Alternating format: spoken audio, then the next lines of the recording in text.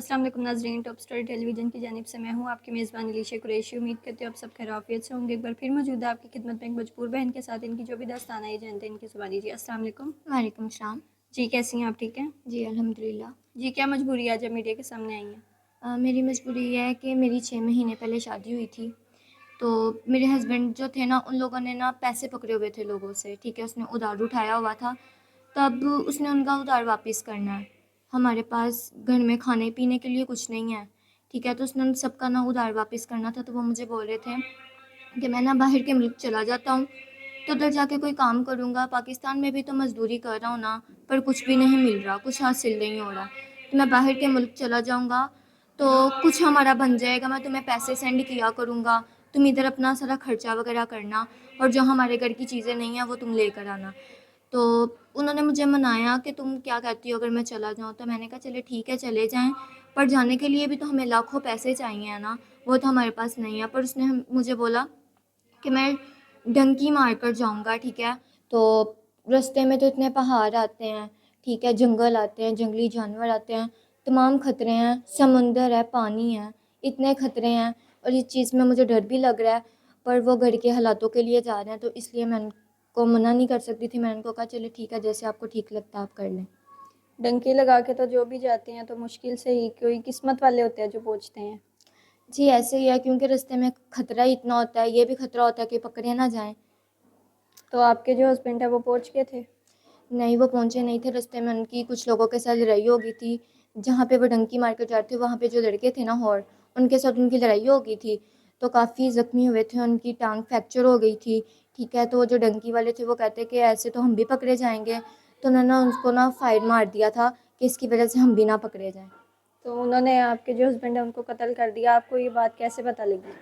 उनके जो साथी थे ना, उन्होंने हमें बाद में ना कॉल कर बताया था। तो अब आप किसके पास रह रही हैं?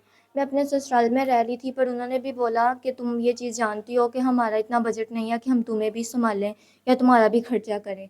तो उन्होंने मुझे कहा तुम अपने मायके चली जाओ, तो मैं अपने मायके आ गई हूँ। अभी तो मैं कुछ भी नहीं कर रही हूँ, इद्दत में थी तो इद्दत कर रही हूँ, तो मेरे ससुराल वालों ने कहा था मेरी सास ने कि तुम्हारी इद्दत पूरी होगी तो तुम दोबारा से एक दफ़ा निकाह कर लेना। दोबारा से तो अभी आप कोई काम वगैरह नहीं कर रही अपनी अम्मी की कफ़ालत के लिए, कुछ भी नहीं कर रही? नहीं, अभी मैं कुछ भी नहीं कर रही। तो आपके जो वालिद साहब हैं वो हैं? नहीं, उनका इंतकाल हो गया। और कोई बहन-भाई? नहीं, कोई भी नहीं है। आपका नाम क्या है? आयशा, आयशा नाम है। और आयशा आपकी उम्र कितनी है? 25 साल। 25 साल है। तो आपको कोई हुनर वगैरह आता है? कुछ काम वगैरह आप कर लेती हैं? जी, सिलाई का काम कर लेती हूँ। सिलाई का काम कर लेती हैं। तो प्रॉपर आपने सिलाई सीखी हुई है, सिलाई मशीन है आपके पास? नहीं, सिलाई मशीन नहीं है।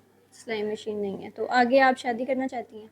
जी, शादी करना चाहती हूँ, चाहे वो कोई भरा है या मेरे से काफ़ी बड़ा है या शादीशुदा है, अगर दूसरी बीवी भी बना ले तो ठीक है, कि मेरे घर का सर्कल चल जाए, ठीक है?